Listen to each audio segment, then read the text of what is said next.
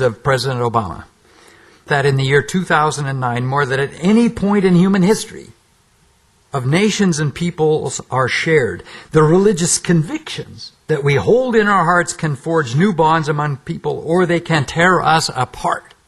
I made the same kind of speech in Cairo last year, as you may recall. And what the religious leadership, most of all, that is needed on these issues. And why is that? That religion inspires, you see, that leads people to act in the most deeply felt of ways. Here's why. Demographers who study populations say that 80% of most people aren't going to change their minds. Sad.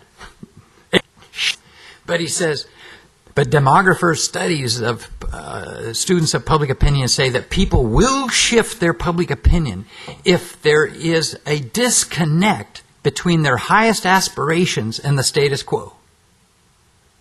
There has to be someone, some people, who disturb them out of their equilibrium. And what President Obama is essentially saying is that it's the religious community itself. It's scholarly institutions such as you have here. It is these leaders who are able to help people make the shift from the way things are to the way they ought to be in a kindly, winsome, and persuasive way. Leadership is not just allowing people to have their say. Leadership, you see, is making it possible for the hard truths to be told. Words come from an author of a book called From Good to Great, Jim Collins. It's making it possible for the hard truths to be told. And right now, I would say, back to my own evangelical community in America, the hard truth is the American evangelical community needs to be born again. The reason that strikes home and is almost too difficult for some evangelicals to hear is because it's the evangelicals who are going around the world telling everybody else they need. I'll close with this story. It's kind of a story that you would hear out of the Orient, because it's the story of a sage who dispenses advice from the town center and about young men and women who come to him for advice. It goes like this. The two young kids were tired of the leadership being offered by the old man who sat in the public square dispensing advice. They planned to discredit him. Putting a bird in their hands, they went to the sage, the wise man, and asked him, is the bird alive or dead? They thought they had him tricked. The sage said the bird was alive. They would simply use their thumb and reach in and break the bird's neck and prove their elder wrong.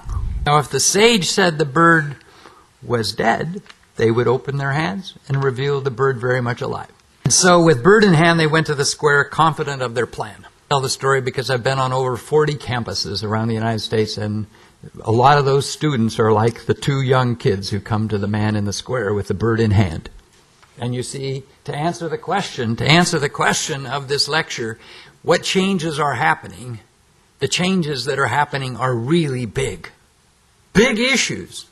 You know, will humanity survive the threat of climate change? What do we do about the threat of nuclear terrorism?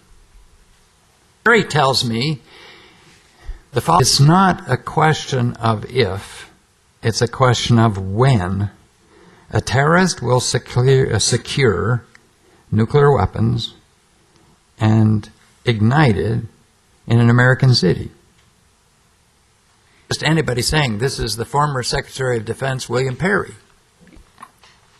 And so these young people in America, in their evangelical institutions, are a bit fed up, as am I, with the old leadership.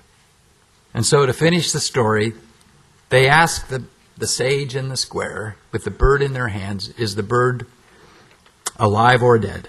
And the sage wisely responded, as you may have guessed, he said, my children, the answer is in your hands. I close my chapel addresses, as I've said, with the words of John Wesley, the great evangelist of American Methodism, who wrote A Charge to Keep, which he puts this way. And I would suggest that it applies to all in this room today. And it's a challenge to us all, and it goes like this. Serve the present age, my calling to fulfill. To serve the present age, my calling to fulfill. Oh, may it all do my master's will. Arm me with jealous care, as in thy sight to live. He closes his prayer saying, and oh, thy servant lead, prepare a strict account to give. It's my great honor to be with you. Thank you very much.